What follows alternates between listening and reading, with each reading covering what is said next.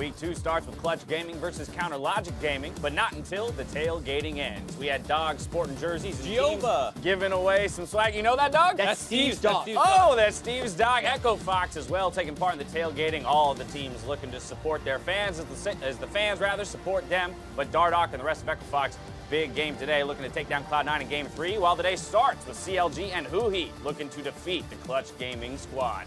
Hello, everyone. I'm James Dash Patterson, hoping that Mark Zimmerman and Joshua Jat Leesman can step up their predictions game with our matchups today. You think you got it? Yeah. No.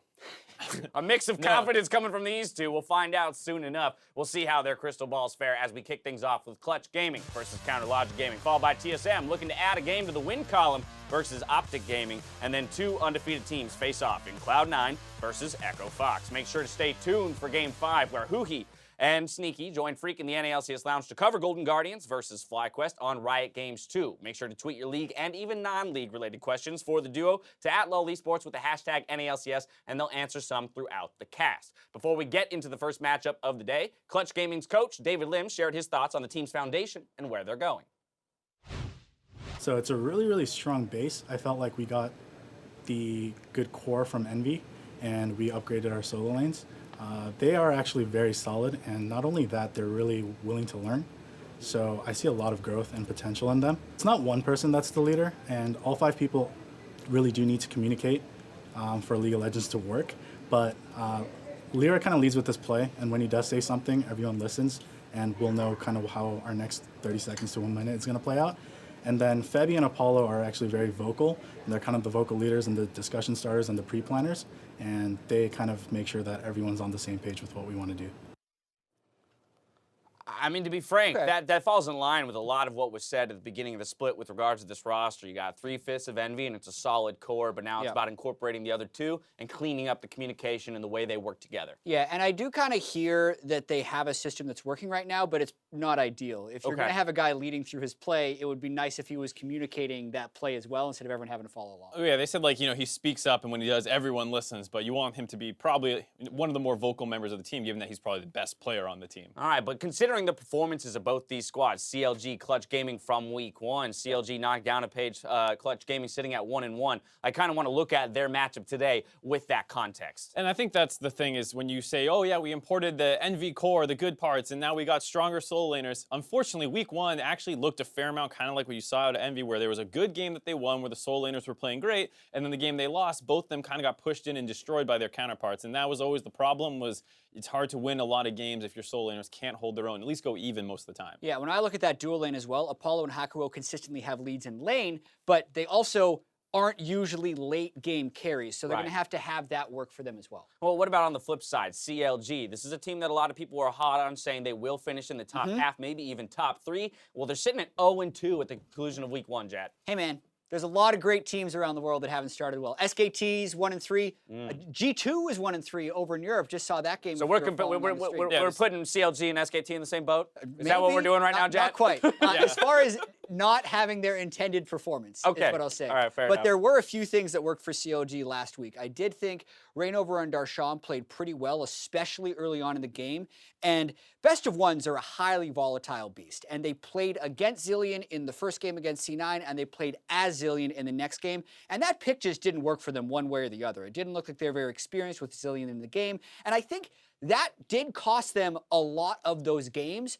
But then the one thing that I'm not willing to write off was Stixxay's performance in week 1, where I thought he was pretty consistently weak and out of position. And that's, like Jat was saying, kind of concerning going up against Apollo and Hakuho, because while they might not be the scariest late game threats, in lane they are very, very good opponents, and they will always push you to your max. Make sure you're playing the matchups correctly, because if you don't, they'll punish you. Some initial thoughts on that bot lane matchup. To get more thoughts on the bot lane matchup, let's go ahead and throw it over to Azale and Freak, who will be bringing you the cast in not too long. Hey guys, good to see your smiling faces.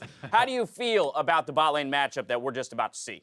Feeling pretty good. Honestly, I think these are 2 very good bottom lanes. First, to talk about the CLG duo.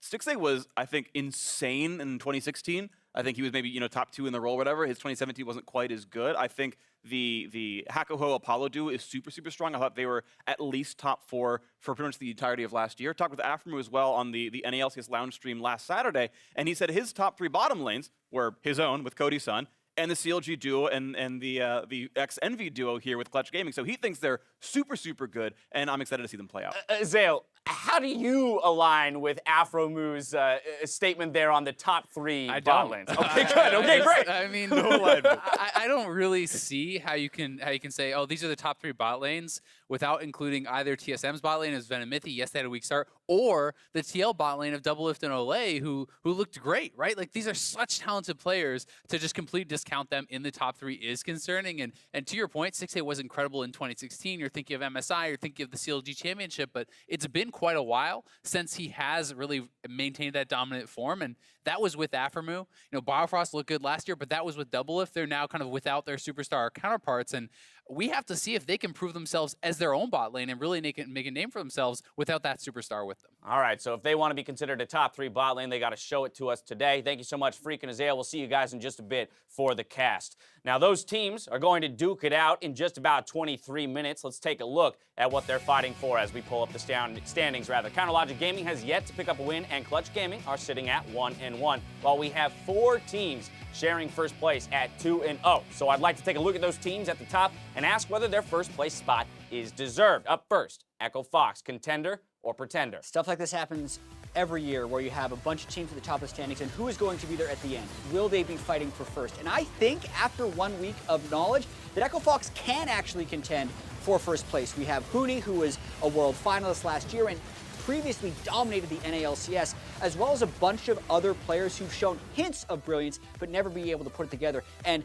we're talking a lot about 2016 today for some reason, but this team reminded me of 2016 Immortals, who, if we remember, went 17-1 in the spring split.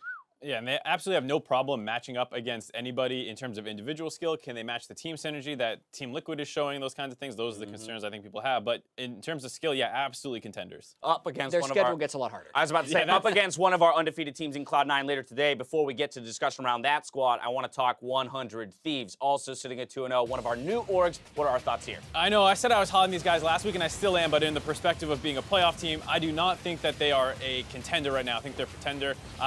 There's a lot of things that go well with this team that you like, a lot of veteran leadership and all that, but can they match up to the mechanical prowess that a lot of these other top teams have? I'm still hesitant on that. Yeah, I think they're good, but I don't have them in the conversation for best team in the league. Right. And that average game time does go towards that, especially with that first game against Optic, who a lot of people expected them to beat much more handily.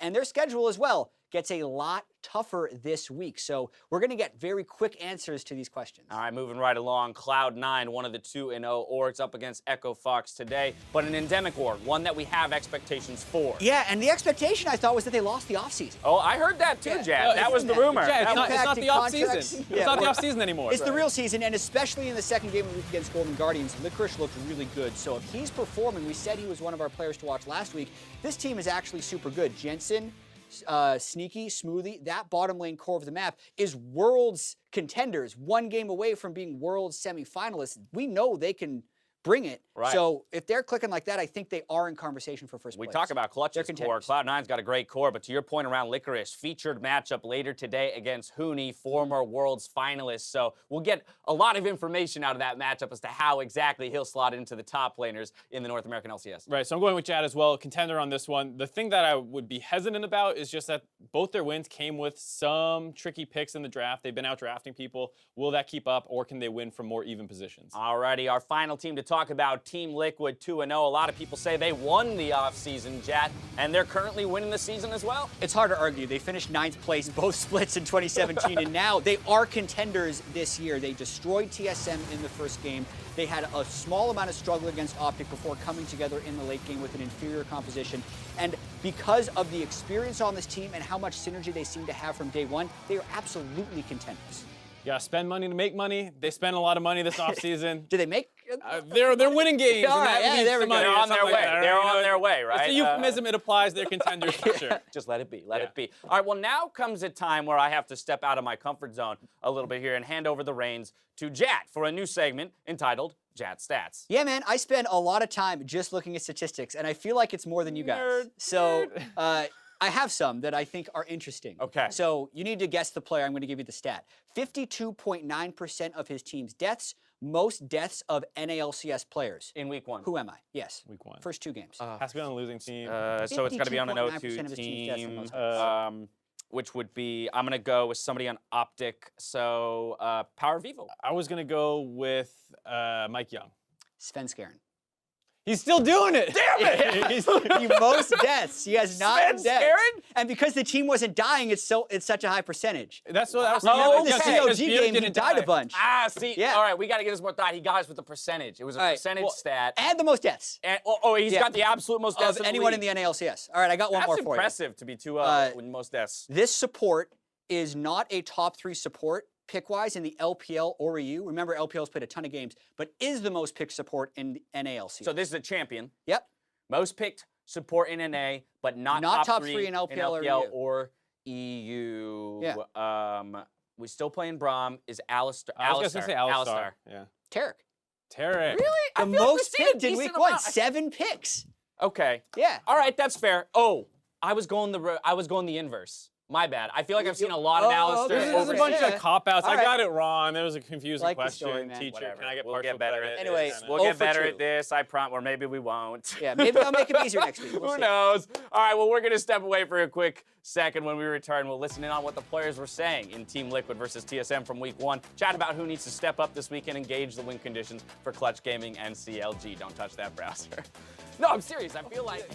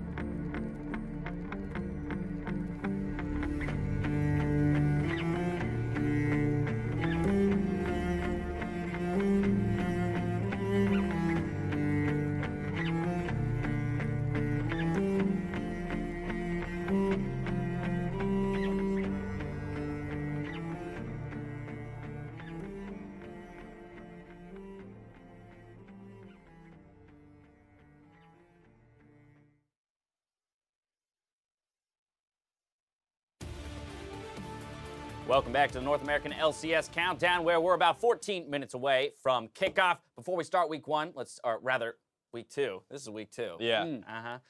Let's take a listen to the comms and what they were like, rather, in that first game of the split as we welcome back Mike Check. Get this show on the road. I need to hit Diamond 5 in solo queue already. Same. I hope they're making bets. Yeah. Yeah. Oh, you guys have so many flags. Pretty low. Trust my GP, guys. I can carry. Press my mouse hard. I can press R. Okay, let's go. Let's go. This is Yeah, Hey, If they go for dragon, we can just yeah, burn. yeah, I think they're looking dragon. Okay, they will get full Baron tempo. Do we have orbs? Yeah, we have one. I don't have one. I think don't go. They're starting. We have to walk up. We have to walk up. Go, go, go, go. They can do it really fast. Ulti? I can ulti is in. Not that I'm just gonna ulti for vision. Okay. Oh, I don't have ulti for 1 second. They're gonna end. They're gonna end, I think. It's 4K. We can buy. We can buy. No. Shyvana. I'm looking here. Shyvana. I'm gonna ulti out. And then Baron. Hey, Kalista, it's slow. Bang. Okay, I'm back. Yo, I'm gonna stay on the right side now, and you guys go in the alley on the left, okay? I'm just gonna go opposite of the alley. Okay. He's the only one who He's gonna flash on you, okay? Yeah, I know. Follow up. I'm gonna ulti out people. It's fine. Go. This is Hey, light good. HBO. No. I'm gonna ulti. Not dead. I'm looking. Go Kalista after. Go Kalista. Okay, Kalista no flash. Okay, we can end. Just mid. And that. Good job. Good job, guys. Good. Wait, Eugene, you're right. We are fucking beast.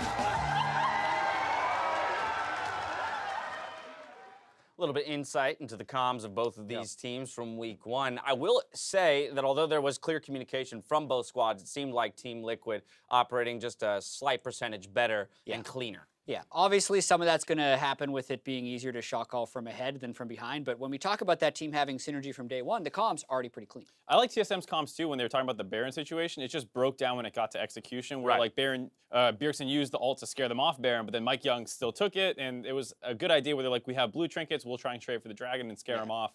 Just didn't work out when they played it. Opening weekend is behind us, and eyes will be on many players to step up. So for week two, here are our ones to watch. We have Licorice, Stixxay, Mithy, Onda, and Cody Sun. First up, C9's top laner, Licorice. Yeah, and he has a tall order this week with the top laner he's playing against. He's playing against Huni and Someday. But after the first game last week, he really stepped up in his game against Golden Guardians. Tons of pled roams, really actually carried that game in a lot of ways. And if he is going to be a top lane carrier for Cloud9, that team is super good, which is why we have to keep our eyes on him this week. Yeah, I think I was saying that he's one of the most important players in the league just in terms of how it's going to stack up. If he's able to compete against the people that he's playing this weekend, then C9 looks like a top team, and if they can't, they're going to have a hard time pushing other teams to their limits. Yep. Next up, a guy that we've got questions about, CLG's Stixxay. Yeah, talked a lot about this guy already. He was such a beast in 2016. But that was 2 years ago. He needs to show a larger performance. Wake up, get into the game. I do love that picture. Wake up, Stixxay! Yeah. They can draft around him. They have the mechanics in that lane. If they want to crash bottom lane, they can. He's shown it before, but he just really is pivotal to their success because they need multiple carry threats. That's always the concern with that bot lane. Even when it was still with Afromu, there were some games where they just kind of got blown out of the water, and they need to start becoming way more consistent so the top side of the map, which has a lot of playmakers in it, have that freedom. Next up, one of our imports from EU, TSM's Mithy, was supposed to help with communication for this roster. And he has a lot of pressure on him, and in that mic check, you could hear that he is still a very vocal member of the team, but there's still clear synergy issues with everybody else. So you want to see him keep being a vocal leader, keep getting them to make moves on the map, and then the rest of the team follows up correctly. Yeah, and they let go Biofrost and said it was because of communication. So they need to show better communication in game. No matter what's happening, Mithy will have to step up as some type of a leader. Won 3 European titles in a row, is coming to a team that's won 3 North American titles in a row. They can't be looking like they don't have communication with this guy on that roster.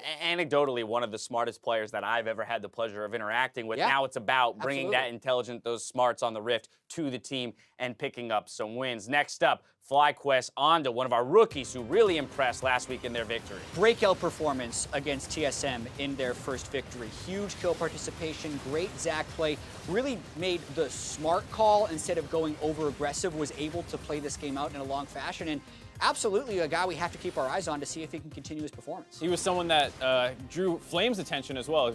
That's one of the key players that Flame wanted to play with this season. They got him, and now we're starting to see why Flame holds him in such high regard. All right, last but certainly not least, 100 Thieves, Cody's son. And he is the guy who's supposed to be a huge beast in the ball lane. Afro was talking about how much he learns from him, and he has had his ups and downs over the course of his career. First with Immortals didn't look great. Second split, much better. Worlds had a bit of a oopsie moment. A little oopsie. Yeah. Minor. It could happen to anyone. So really, what we want to see is that consistency that we're liking to see out of 6A, but kind of similarly here with Cody's son, where he continues to put in strong performances. and he had a really good week 1.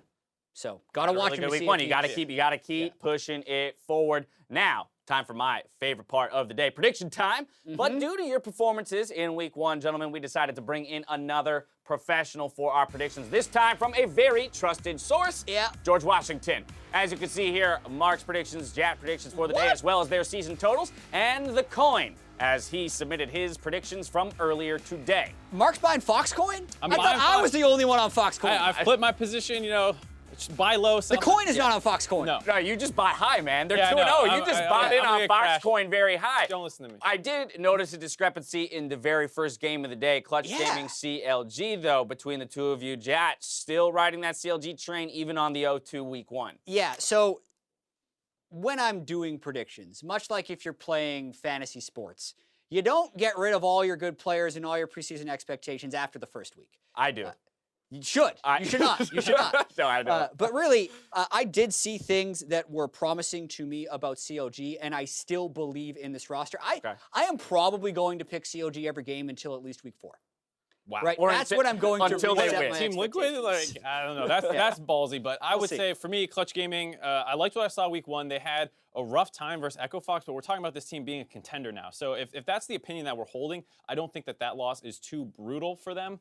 And then their win was very dominant. So I'm still a little on the fence to them, where CLG didn't really impress me at all. I'm really surprised you picked Clutch. This will be fun. Yeah, let's have some And I'm fun. surprised you picked Echo Fox. I thought I was going to keep I told you, picking Echo I Fox. admit that I undervalued how good You picked Huni is. How FlyQuest over dominant. them. That's the one that surprised me, was the Echo Fox call Oh, here from. I will point out that Their red coin, side. the coin called Optic Gaming over TSM, so the coin predicts an 0-3 start to the season. I want to challenge you guys. Justify the coin's pick for Optic over TSM. I think it's actually super justifiable. I was worried about a lot of the coin's choices because I do not want to lose to a coin. And there was a lot of close matchups, and specifically the coin is going to be willing to pick an upset. Yes. Right? These are 2 0-2 teams, let's not forget. And Optic had closer games than TSM did in the first week. They have a former MVP as an AD carry, which doesn't happen on TSM. And they have a mid laner who is 6-1 all-time against Bjergsen in Power of Evil. There's a lot of ingredients for an upset in that matchup. Hashtag coin win. Let's go. No. I want to see. No.